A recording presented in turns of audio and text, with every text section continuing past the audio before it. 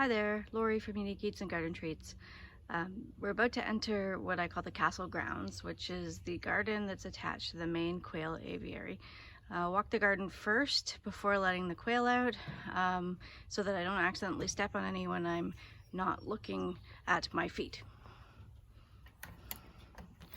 This main garden houses tomatoes and cucumbers and squash, and we have what I believe is a little cowbird. Most people would say that this little bird is not a bird that you want to have around. The quail don't seem to care. It's here for a free meal.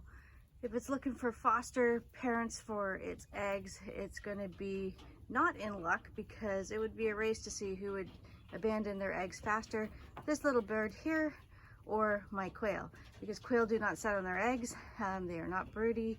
It's been bred out of them. So hopefully that's not the intention of this little guy here, or girl here. Actually, it's not a guy, it's a girl, because it's a gray color. And if it is, she is out of luck. But at least we're giving her some food while she's here, and she's enjoying the company of my birds. Couldn't keep her out now if I wanted to, because the plants, as you can see, are growing quite far up the trellises in this garden, and we won't be able to put a smaller mesh on this until next year. This mesh, the main purpose of this was to keep the predators out, so that the quail could be in here eating bugs and improving the soil without getting eaten by something else. They're only out here during the daytime too, because it's not nighttime secure. So cucumbers, I will do a video on when the fruit starts to mature and ripen with the various types of tomatoes and cucumbers that I'm growing here this year at UEGT. I don't believe in growing the normal, like to grow the unusual. Sometimes it backfires and things don't do well, and other times we end up with some pretty amazing things. And we have a train coming by.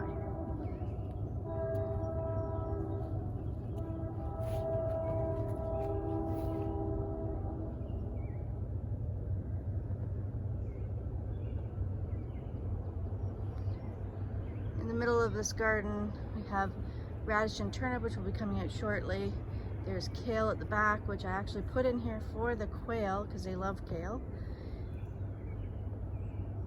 More cucumbers, tomatoes, some doing better than others. I don't prune my tomatoes probably as much as I should, but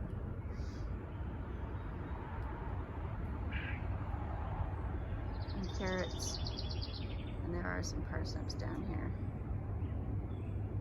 This garden's about 40 or 50 feet long and about 10 feet wide. All right, the quail want out, so let's go let them out.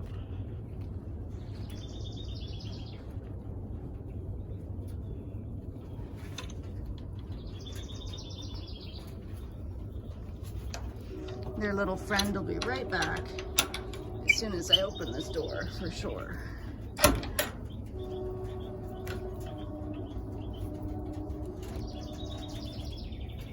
Good morning, little ones. All right, out you go.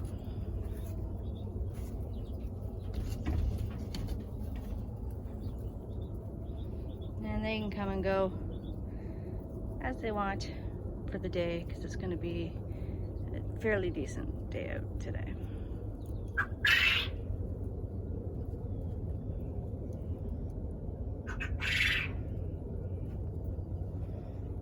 Yes, little rooster, we can hear you.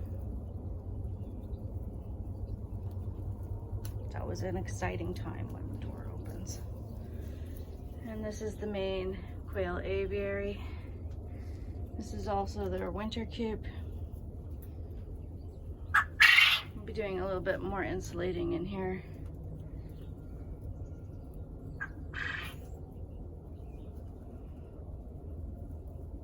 Make it a bit warmer in the winter, but it's pretty big. It's 10 by 10. This is the grow out. So we have quail chicks right now that are 2 weeks old, and so another week about 20 of them will come out here and go in this for a week so that they can get used to seeing the other quail, and the adult quail can get used to seeing them, and then they'll be released into the population.